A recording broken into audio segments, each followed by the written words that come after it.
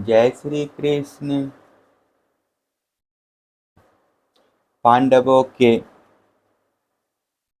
राजस्व यज्ञ का आयोजन और जरासंध का उद्धार। श्री सुखदेव जी कहते हैं, परीक्षित, एक दिन महाराज युधिष्ठिर बहुत से मुनियों, ब्राह्मणों, क्षत्रियों, वैश्यों, भीमसेन आदि भाइयों, आचार्यों, कुल के बड़े बूढ़ों, जाति बंधुओं, संबंधियों एवं कुटुंबियों के साथ राजसभा में बैठे हुए थे। उन्होंने सबके सामने ही भगवान श्री कृष्ण को संबोधित करके यह बात कही।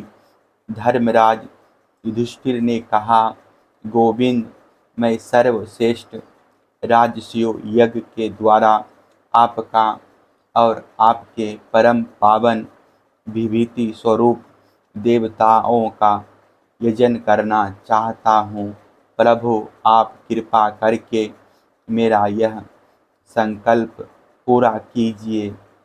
कमल नाभ आपके चरण कमलों की पादुकाएं समस्त अमंगलों को नष्ट करने वाली है। जो लोग निरंतर उनकी सेवा करते हैं, ध्यान और स्तुति करते हैं, वास्तव में वे ही पवित्र आत्मा हैं। वे जन्म मृत्यु के चक्र से छुटकारा पा जाते हैं और यदि वे सांसारिक विषयों की अभिलाषा करें तो उन्हें उनकी भी प्राप्ति हो जाती है। परंतु जो आपके चरण कमलों की शरण ग्रहण नहीं करते, उन्हें मुक्ति तो मिलती ही नहीं, सांसारिक भोग भी नहीं मिलते।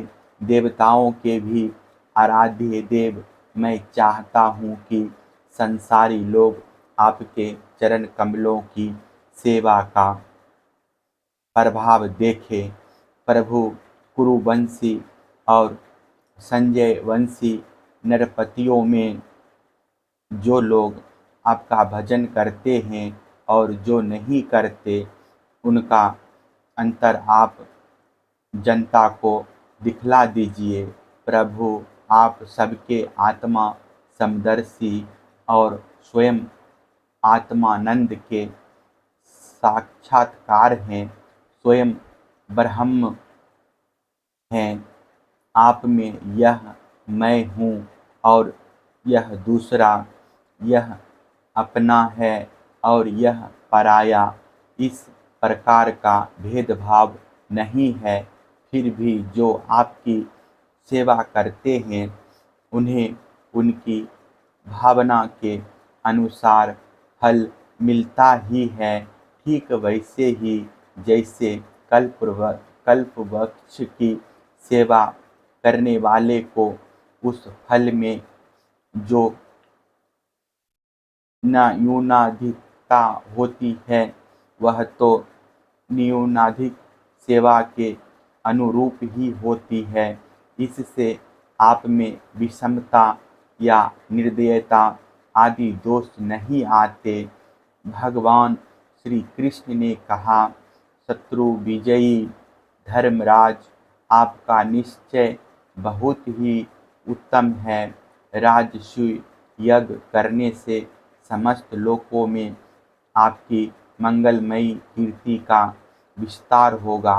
राजन, आपका यह महायज्ञ ऋषियों, पितरों, देवताओं, सगे संबंधियों, हमें और कहाँ तक कहें, समस्त प्राणियों को अभिष्ट है।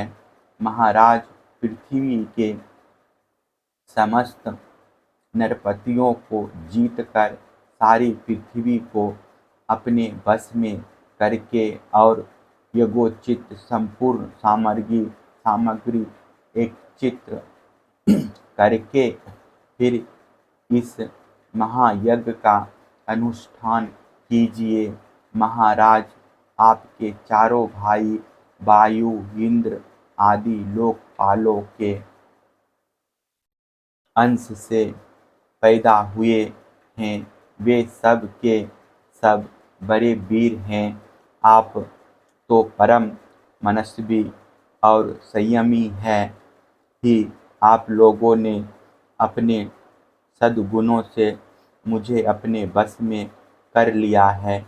जिन लोगों ने अपनी इंद्रियों और मन को बस में नहीं किया है,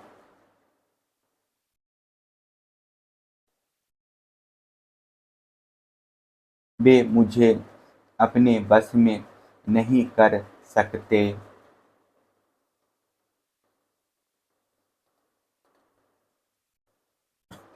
संसार में कोई बड़े से बड़ा देवता भी तेज, यश, लक्ष्मी, सौंदर्य और ऐश्वर्य आदि के द्वारा मेरे भक्त का तिरस्कार नहीं कर सकता।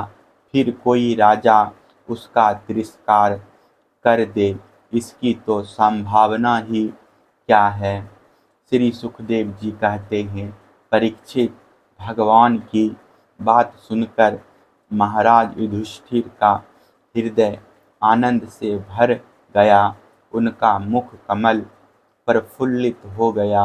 अब उन्होंने अपने भाइयों को दिग्विजय करने का आदेश दिया।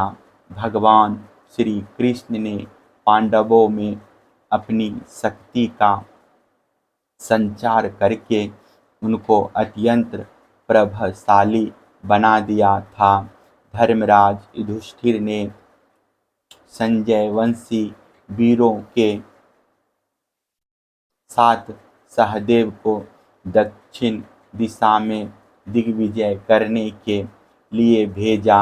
नकुल को मात्स्येय देशी वीरों के साथ पश्चिम में, अर्जुन को केकई देशीय वीरों के साथ उत्तर में और भीमसेन को मर्द देशीय वीरों के साथ पूर्व दिशा में दिग्विजय करने का आदेश दिया। परीक्षित, उन भीमसेन आदि वीरों ने अपने बल पौरुष से सब ओर के नरपतियों को जीत लिया और यज्ञ करने के लिए उद्गत महाराज युधिष्ठिर को बहुत सा धन लाकर दिया। जब महाराज युधिष्ठिर ने यह सुना कि अब तक जरासंध पर विजय नहीं प्राप्त की जा सकी, तब वे चिंता में पड़ गए। उस समय भगवान श्री कृष्ण ने उन्हें वही उपाय कह सुनाया जो उद्धव जी ने बतलाया था। परीक्षित, इसके बाद भीमसेन, अर्जुन और भगवान श्री कृष्ण ये तीनों ही ब्राह्मण का वेश धारण करके गिरिव्रज गए। वहीं जरासंध की राजधानी थी। राजा जरासंध ब्राह्मणों का भक्त और ग्रहोचित धर्मों का पालन करने वाला था। उपयुक्त तीनों क्षत्रिय ब्राह्मण का वेश धारण करके अतिथि अभ्यागतों के सत्कार के समय जरासंध के पास गए और उससे इस प्रकार याचना की, राजन, आपका कल्याण हो। हम तीनों आपके अतिथि हैं और बहुत दूर से आ रहे हैं। अवश्य ही हम यहाँ किसी विशेष प्रयोजन से ही आए हैं, इसलिए हम आपसे जो कुछ चाहते हैं वह आप हमें अवश्य दीजिए। तितिक्षु पुरुष क्या नहीं सह सकते, दुष्ट पुरुष बुरा से बुरा क्या नहीं कर सकते। उदार पुरुष क्या नहीं दे सकते और समदर्शी के लिए पराया कौन है।